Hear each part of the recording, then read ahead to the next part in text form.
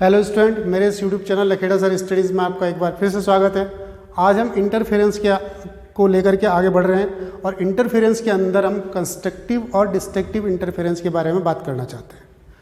तो interference constructive और destructive दो प्रकार का होता है।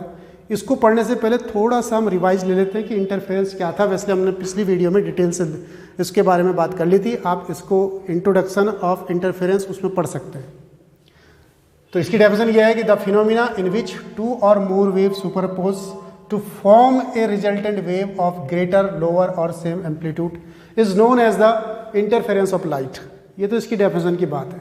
अगर हम इसको समझने वाली बात करें तो यह है कि जो दो वेव होती हैं ये जाती हैं और ज़्यादा भी हो सकती हैं दोनों वेव, और जाकर के किसी पार्टिकल को हिट करती हैं, तो इन दोनों वेव के मिलने से जो रिजल्टेंट वेव बनती है उसका एम्पलीट्यूड इन दोनों के एम्पलीट्यूड के या उसकी इंटेंसिटी इन दोनों की इंटेंसिटी के ज़्यादा भी हो सकती है, कम भी हो सकती है, और इन दोनों में से किसी एक के एम्पलीट्यूड या इंटेंसिटी के बराबर भी हो सकती है। दोबारा से आराम सुनिए। एक वेव यहाँ से गई, उसका इक्वेशन है y1 is equal to a1 sine omega t minus k x. एक वेव यहाँ से गई y2 a2 sine omega t minus k x, और ये दोनों वेव आपस में मिली और मिलकर के एक तीसरी रिजल्टेंट वेव बन गई, नई वेव। तो इन दोनों वेव के मिलने से रिजल्टेंट वेव के बनने के इस फिनोमिना को हम इंटरफेरेंस कहते हैं। अब ये जो वेव आएगी, जो रिजल्टेंट वेव बनेगी, फिर दोबारा इसका एम्पलीट्यूड इन दोनों के जो एम्पलीट्यूड है इससे ज़्यादा हो सकता है, इनके एम्पलीट्यूड से कम हो सकता है, या इनमें से किसी के एम्पलीट्यूड के बराबर हो सकता है। कोई भी फिनोमिना, कोई भी कंडीशन इसमें से बन सकती है। यानी कि इसकी इंटेंसिटी इन दोनों से ज़्यादा भी हो सकती है, इन दोनों से कम भी हो सकती है, और इन दोनों में से किसी एक के इंटेंसिटी के बराबर भी हो सकती है। तो इस फिनोमिना को हम इंटरफेरेंस कहते हैं। इंटरफेरेंस के लिए जो सबसे इंपॉर्टेंट पॉइंट है वो ये है कि कोहेरेंट सोर्स होने चाहिए। दो इंडिपेंडेंट लाइट सोर्स कभी भी कोहेरेंट सोर्स नहीं होते हैं। दो इंडिपेंडेंट लाइट सोर्स का मतलब है कोई दो बल्ब कभी भी इंडिपेंडेंट सोर्स, कभी भी कोहेरेंट सोर्स नहीं होते। दो मोमबत्ती, दो बल्ब, ये कोई हमारे पास कोहेरेंट सोर्स नहीं है। कोहेरेंट सोर्स कौन से सोर्स होते हैं कि ये दोनों वेव्स जो होनी चाहिए कोहेरेंट सोर्स से निकली हुई वेव्स होनी चाहिए। कोहेरेंट सोर्स वो होते हैं जिनकी जो फ्रीक्वेंसी होती है हमारे पास, वो फ्रीक्वेंसी दोनों की क्या होनी चाहिए, सेम। देखिए आप यहाँ पर दोनों की जो ओमेगा से ही फ्रीक्वेंसी डिसाइड होती है, तो ये दोनों की फ्रीक्वेंसी सेम होनी चाहिए। दूसरा, दोनों के लिए लैम्बडा जो होना चाहिए सेम होना चाहिए।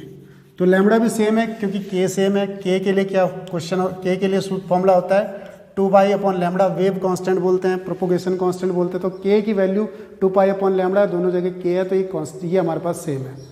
तो फ्रीक्वेंसी सेम होनी चाहिए, लैम्बडा सेम होना चाहिए, और पाथ डिफरेंस कांस्टेंट होना चाहिए। सेम होना कोई ज़रूरी नहीं है। पाथ डिफरेंस कह रहा हूँ, इसको फेस डिफरेंस, इसको कहते हैं हम फेस डिफरेंस। तो फेस डिफरेंस क्या होना चाहिए, कांस्टेंट होना चाहिए। ऐसे सोर्स को, ऐसे दो सोर्स जिनकी फ्रीक्वेंसी सेम होगी, जिनका वेवलेंथ सेम होगा और जिनका फेस डिफरेंस कांस्टेंट होगा, उनको कहते हैं कोहेरेंट सोर्सेस। तो ये दोनों के दोनों कोहेरेंट सोर्सेस हैं। कोहेरेंट सोर्सेस का होना जरूरी है, इसके बारे में हमने डिस्कस कर लिया था पिछले वीडियो में डिटेल से। हम फिलहाल यहाँ पर बात कर ली हमने कि कोहेरेंट सोर्सेस होने चाहिए। अब यहाँ से कोहेरेंट सोर्सेस से यहाँ से वेव चली, और इसका जो डिस्प्लेसमेंट है वो x1 है और इसका जो डिस्प्लेसमेंट है वो x2 है। y1 और y2 पार्टिकल का डिस्प्लेसमेंट, x1 और x2 वेव का डिस्प्लेसमेंट। अब जैसे ये वेव यहाँ पर पहुँची, ये वाली वेव, इसका इक्वेशन क्या हो गया यहाँ पर, y1 is equal to a1 sine omega t minus k x1, ये हो गया। और इस वाली वेव का इक्वेशन हो गया y2 is equal to a2 sine omega t minus k x2। देखिए वेव यहाँ पर क्या है, यहाँ पर ओमेगा अभी भी सेम है यानी कि फ्रीक्वेंसी सेम है, के अभी भी सेम है यानी कि वेवलेंथ सेम है, और फेज डिफरेंस कांस्टेंट है अभी भी, फेज डिफरेंस चेंज नहीं होगा इसका।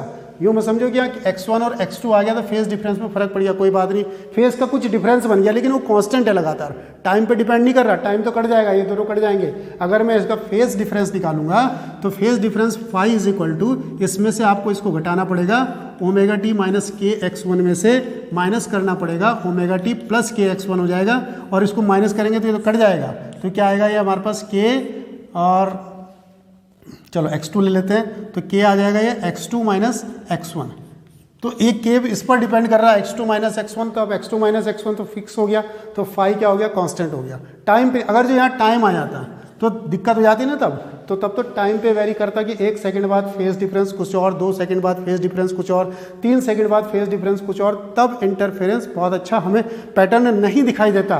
तो फेज डिफरेंस इसमें क्या होना चाहिए, कांस्टेंट, तो यहाँ पर फेज डिफरेंस कांस्टेंट है। यहाँ तक की बात हो गई, इंटरफेरेंस हो गया। अब इंटरफेरेंस हो गया तो नई वेव रिजल्टेंट वेव बनी। अब उस रिजल्टेंट वेव के बारे में भी बात करनी पड़ेगी कि उसके एम्पलीट्यूड कितना हो जाएगा।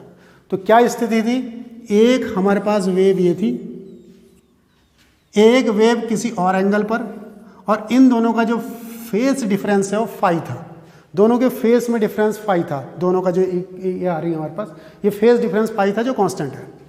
इसका एम्पलीट्यूड A1 है, इसका एम्पलीट्यूड A2 है, और इन दोनों के बीच का फेज डिफरेंस, ये जो दोनों वेव चल रही हैं इन दोनों के बीच का फेज डिफरेंस है फाई। अब जो रिजल्टेंट वेव बनेगी, इन दोनों से जो रिजल्टेंट वेव बनेगी वो यहाँ कहीं रिजल्टेंट वेव बनेगी, ये ऐसे रिजल्टेंट वेव बनेगी हमारे पास, क्योंकि y is equal to y1 plus y2, ये हमारे पास प्रिंसिपल ऑफ सुपरपोजिशन है कि वेक्टर के रूल का पालन करते हुए हमने इसको लगाना, तो वेक्टर के रूल को यूज़ करते हुए हम इसको लगाएंगे, तो इनको ऐसे ही तो जोड़ेंगे A1 A2 को, तो ये रिजल्टेंट वेव बनेगी और इसका हमारा एम्पलीट्यूड आएगा A रिजल्टेंट यहाँ पर। अब इस A रिजल्टेंट को कैसे निकालते हैं आपको पता ही है।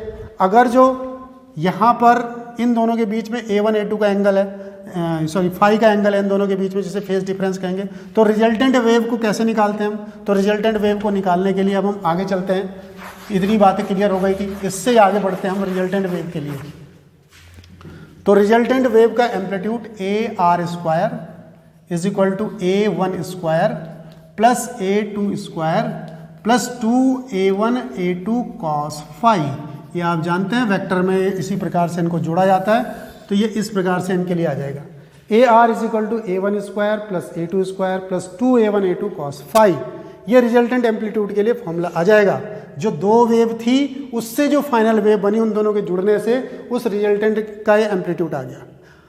अच्छा, ये जो रिजल्टेंट वेव बनी इसका इक्वेशन क्या बनेगा, इस वेव का इक्वेशन क्या था जो यहाँ पर आ रही थी, y1 is equal to A1 sine omega t minus k x1 हो गया था, और इसका क्या हो गया था यहाँ equation, y2 is equal to A2 sine omega t minus k x2 हो गया था इक्वेशन। जब वहाँ पहुँची, जब उनका इंटरफेरेंस हो गया दोनों वेव्स का, तो इस रूप में वहाँ पर दोनों टकराई। ठीक है, तो इस रिजल्टेंट वेव के लिए क्या आएगा इक्वेशन, देखिए y रिजल्टेंट वेव का इक्वेशन, एम्पलीट्यूड क्या हो गया उसका, इस जगह पर एम्पलीट्यूड रिजल्टेंट का लेना है तो AR आएगा, और साइन और omega t minus k x1, इससे मान लिया ये आगे थीटा एंगल पर आगे हो गया इसका फेस, तो इससे प्लस थीटा, समझे कि नहीं समझे। ये जो पहले वाली वेव थी इससे ये जो रिजल्टेंट वेव बनी थीटा एंगल पर आगे चल रही, तो इसका फेस थीटा एंगल पर आगे आ गया, तो इससे थीटा और जोड़ दिया, तो थीटा एंगल पर इसका ये हमारे पास रिजल्टेंट वेव का इक्वेशन बना, और ये इसका एम्पलीट्यूड आ गया रिजल्टेंट वेव का। इससे हमारी बहुत सारी चीज़ें सॉल्व होने वाली हैं। रिजल्टेंट एम्पलीट्यूड ऐसे निकलता है। ये जो रिजल्टेंट एम्पलीट्यूड या जो एम्पलीट्यूड होता है, ये हमारे पास जो इंटेंसिटी ऑफ लाइट होती है ये डायरेक्टली प्रोपोर्शनल होती है इसके एम्पलीट्यूड के स्क्वायर की। इंटेंसिटी ऑफ लाइट, ये इंटेंसिटी, तो intensity of light is directly proportional to amplitude का स्क्वायर।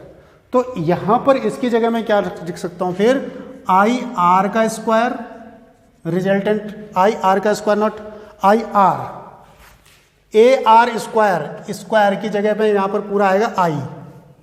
देखिए क्या बनेगा, आई रिजल्टेंट इज इक्वल टू, इसको I1, इसको I2, इसको 2, फिर रूट I1, फिर रूट I2, फिर cos phi।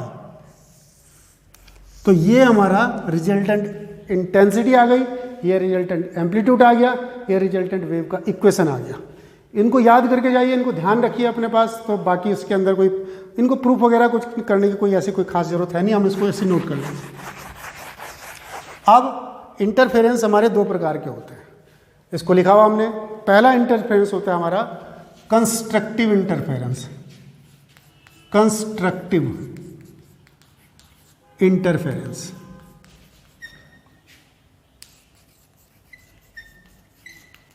इसे मैक्सिमा भी कहते हैं या मैक्सिमम इंटेंसिटी भी कहते हैं। तो ये मैक्सिमा निकालना है हमने, या कंस्ट्रक्टिव इंटरफेरेंस निकालना है, या ब्राइटनेस निकालनी है किसी पॉइंट पर। तो इसकी डेफिनेशन कंस्ट्रक्टिव इंटरफेरेंस की क्या होगी? When two wave of similar frequency, when two wave of similar frequency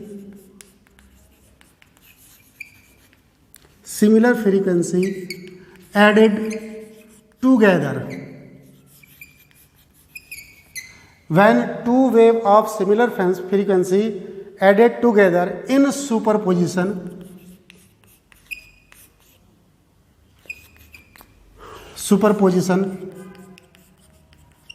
and creating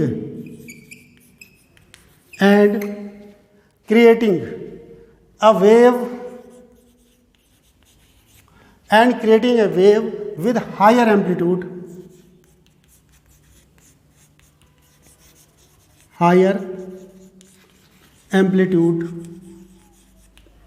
than the previous wave,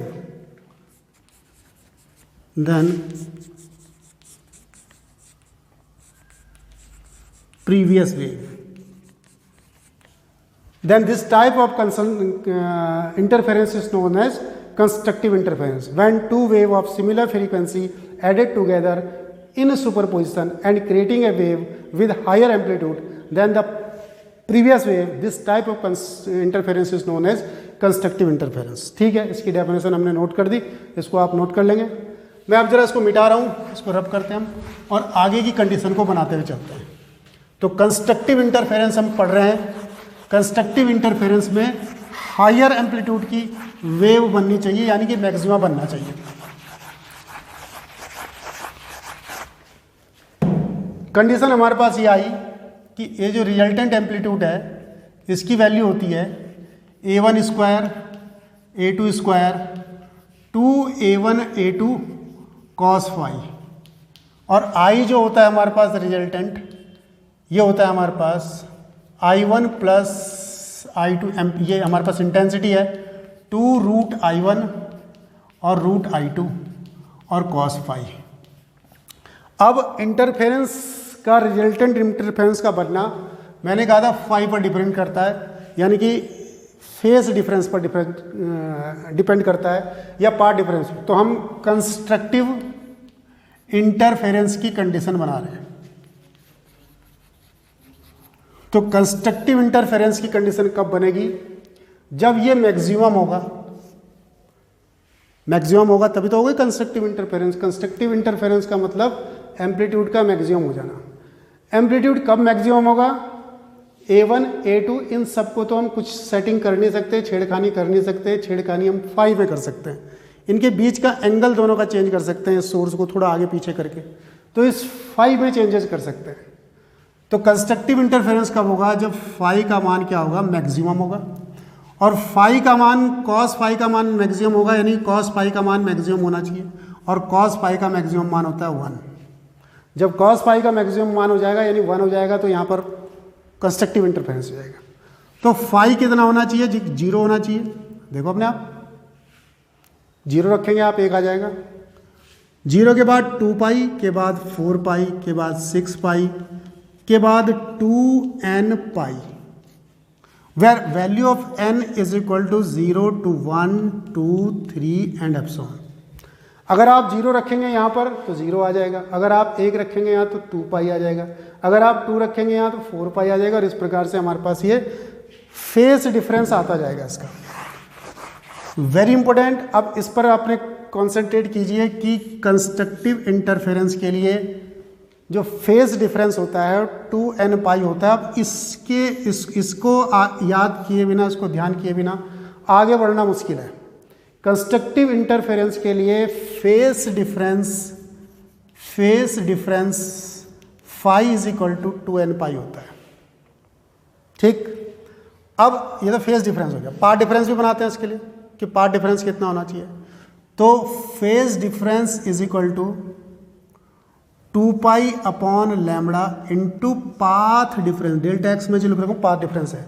phase difference की वैल्यू कितनी, 2n पाई बराबर 2 pi upon lambda into delta x.